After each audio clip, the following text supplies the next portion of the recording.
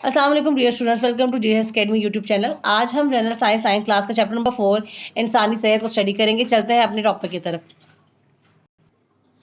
सेहत अल्लाह ताला का अजीम अतिया है। किसी भी इंसान की जिस्मानी सेहत का दारोमदार ना सिर्फ उस बात पर है कि वो कौन सी ग़िज़ा इस्तेमाल कर रहा है, बल्कि इस बात पर भी है कि वो नॉर्मल हालात में अपने जिस्म में वकूफ़ पज़ीर होने वाले तमाम ज़ाहिरात का इदराक भी रखता है या नहीं।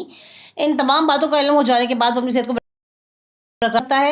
इस बाब में हम इंसानी सेहत को बरकरार रखने के लिए ना सिर्फ ग़िज़ा के किरदार पर बहस करेंगे, बल्कि ये जानने की कोशिश करेंगे कि इसके अंदरूनी और बैरूनी अवामिल इंसानी सेहत पर असरअंदाज होते हैं और कोई इंसान क्यों कर इनका मुकाबला कर सकता है। ग़िज़ा और उसके अहम अज़्ज़ा। ग़िज़ा इंसानी ज़िंदगी की सबसे अहम ज़रूरत है। इन साइंसी लिहाज से ग़िज़ा कोई भी ऐसी चीज़ है जो हज़म होने के बाद जिस्म को मुख्तलिफ काम सर अंजाम देने के लिए एनर्जी फराहम करती है और इसकी नशो-नुमा में मदद और मावन साबित होती है। ये जो है ग़िज़ा की डेफिनेशन है। साइंसी क्या चीज़ है? वो चीज़ है जो हज़म होने के बाद जिस्म को मुख्तलिफ काम सर अंजाम देने की ताकत देती है और उसको ग्रोथ करती है। ये ग़िज़ा है। सबसे इम्पोर्टेंट इसका अज़्ज़ा है पानी। पानी ज़िंदगी के लिए निहायत ज़रूरी है। खुराक के बगैर 1 माह तक ज़िंदा रहा जा सकता है, लेकिन पानी की गैर मौजूदगी में तो कुछ दिन भी ज़िंदा नहीं रहा जा सकता। ये इंसानी जिस्म का सबसे बड़ा जुज़ है। एक बालिग इंसान में उसके वज़न का 60% से ज़्यादा हिस्सा पानी पर मुश्तमिल होता है।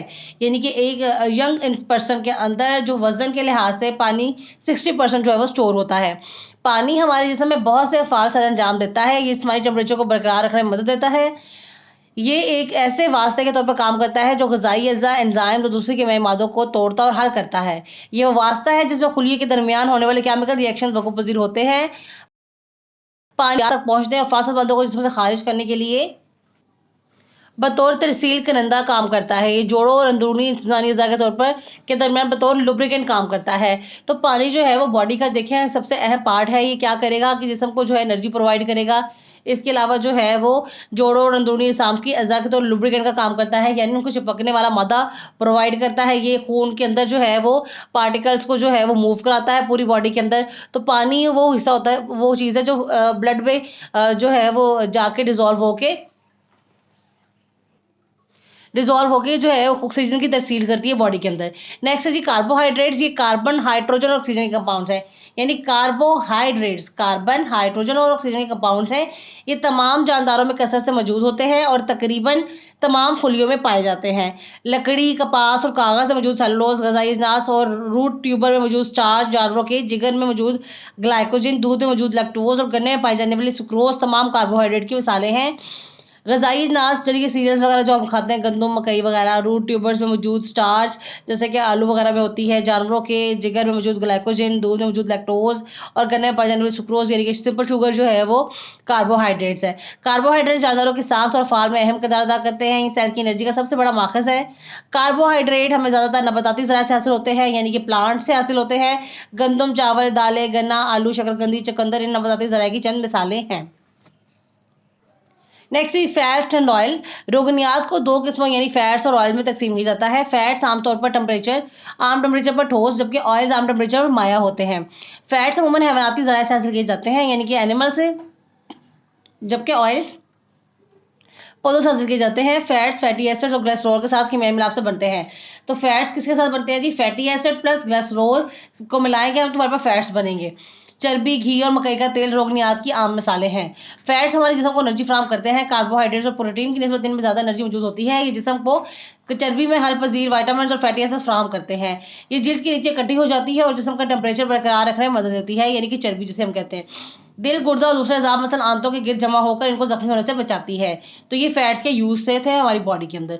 नेक्स्ट है जी प्रोटीन्स।